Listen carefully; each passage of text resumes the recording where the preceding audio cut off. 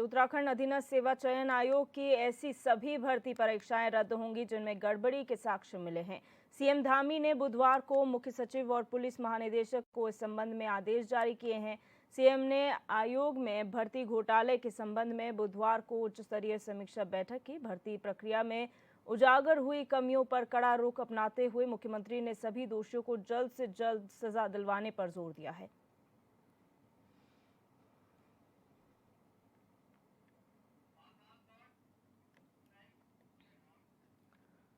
और अब सीधे रुक करेंगे अपने न्यूज रूम का, जहां से हमारे संवाददाता आकाश गौड़ हमारे साथ लाइव जुड़ चुके हैं। आकाश, रोज नए नए खुलासे इसमें हो रहे हैं, रोज नए update UK SSSC paper leak मामले में आ रहे हैं और अब खुद मुख्यमंत्री ने मोर्चा संभाला है। क्या कुछ जानकारी इसको लेकर है? बिल्कुल, जिस तरीके से सरकार के संज्ञान में ये मामला आया था कि यूकेएससी ट्रिपल में जिस तरीके से घोटाला हुआ है और कई अनियमितताएं सामने आई थी, तो ऐसे में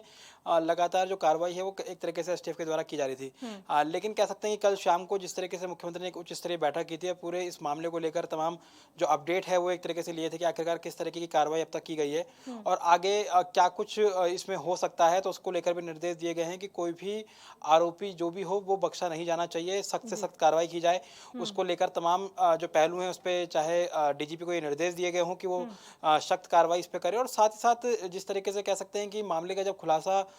हो रहा है तो उसमें तमाम बातें निकलकर सामने आ रही थी कि किस तरीके से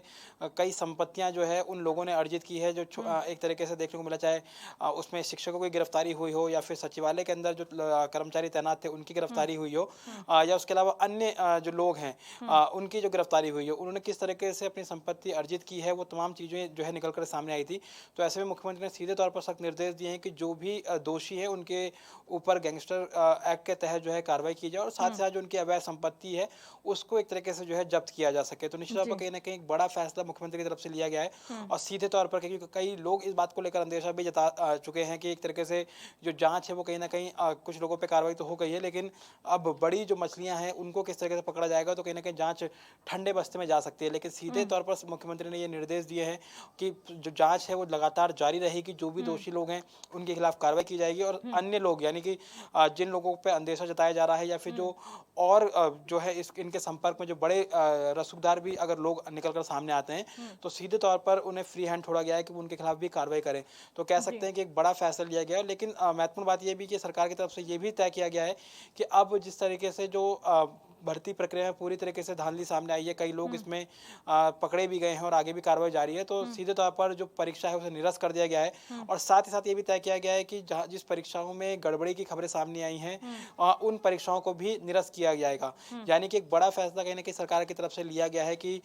जिन परीक्षाओं में गड़बड़ी पाई गई हो तो उन परीक्षाओं को निरस्त किया गया है, उसकी प्रक्रिया दोबारा से शुरू की जाएगी। यानी कि दोबारा से इस प्रक्रिया प्रोसेस जो है भर्ती प्रक्रिया का शुरू होगा। लेकिन सीएम ने यह भी कहा है कि जिन परीक्षाओं में सही तरीके से जो तमाम चीजें पाई गई हैं तो ऐसे में उन परीक्षाओं को सही ढंग से कराया जाए, तो उसको लेकर भी निर्देश जारी किए गए। तो कह सकते हैं कि बड़ा फैसला कहीं ना कहीं मुख्यमंत्री की तरफ से लिया गया है, जहां पर जो लोग दोषी पाए जा रहे हैं उनकी अवैध संपत्ति जब्त होगी, साथ ही साथ उनके ऊपर जो है जो कह सकते हैं कि एक्ट के तहत जो तमाम कार्रवाई है वो की जाएगी। साथ ही साथ जो परीक्षा निरस्त है उसको करने के भी फैसला जो है सरकार की तरफ से लिया गया है। बिल्कुल। और कल जो मुख्यमंत्री पुष्कर सिंह धामी ने या मुख्य सचिव और पुलिस महानिदेशक को आदेश जारी किए हैं, उस आदेश में क्या कहा गया है, किस तरीके से निर्देश यहाँ पर दिए गए हैं कि इस जो पूरा मामला है उस पर तेजी के साथ कार्रवाई हो? बिल्कुल, जिस तरीके से कह सकते हैं कि जो कल बैठक हुई थी उसमें सीधे तौर पर यही निर्देश दिए गए हैं कि जो भी परीक्षाएं चल रही हैं या फिर जो जिनमें भर्ती होनी है उसमें एक तरीके से पारदर्शिता पूरी बरती जाए। साथ ही साथ जो तमाम अन्य पहलू हैं यानी कि जिन परीक्षाओं में गड़बड़ी पाई जा रही है उनको पूरी तरीके से निरस्त किया जाए और उसका जो प्रोसेस है वो दोबारा से सही ढंग से और पारदर्शी तरीके से किया जाए। साथ ही साथ एक ऐसा व्यक्ति जो यूके SSSC में जो अध्यक्ष का पद क्योंकि खाली है, क्योंकि अध्यक्ष ने इस्तीफा दे दिया था, उसके बाद कह सकते हैं कि सचिव के पद पर भी सरकार ने नियुक्ति कर दी है। लेकिन ये भी तय किया गया है कि अध्यक्ष के पद पर कोई एक ऐसा व्यक्ति को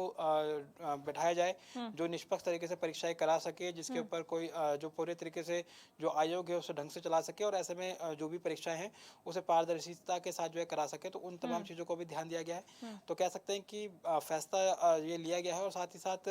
जिस तरीके से कल की जो बैठक थी उसमें डीजीपी भी मौजूद थे, तो उनको भी ये निर्देश दिए गए हैं कि जो जांच चल रही है उसे और तेजी लाई जा सके सके और साथ ही साथ और भी अन्य कड़ियों को इससे जोड़ा जाए और जो भी इसमें दोषी पाया जाता है उसके खिलाफ सख्त कार्रवाई की जाए। बिल्कुल, और मुख्यमंत्री ने यहाँ पर ये भी आदेश दिए हैं आकाश कि जो भी विभाग, अन्य विभाग हैं जहाँ पर खाली पद पड़े हैं, उन्हें जल्द भरा जाए और उन्हें भरा जाए पारदर्शिता के साथ। तो पारदर्शिता के क्या मानक इस बार रखे जाएंगे, क्योंकि बहुत सारी गड़बड़ियां, धांधलियां यहाँ पर देखी गई हैं, तो उनके किस तरीके से मानक तय किए जाएंगे? हाँ, बिल्कुल, जिस तरीके से अध्यक्ष की जब नियुक्ति होगी तो सही बात है कि उसके बाद ये पूरी प्रक्रिया तय की जाएगी कि किस तरीके से परीक्षाएँ करानी हैं या फिर जो भी भर्ती परीक्षा अब होगी उसमें किस तरीके के मानक रहेंगे या फिर क्या कुछ उसमें प्रोसेस रहेगा कि जिससे कि ये पूरी परीक्षा जो है पारदर्शी के साथ जो है हो सके। जी आकाश, बहुत शुक्रिया जानकारी के लिए।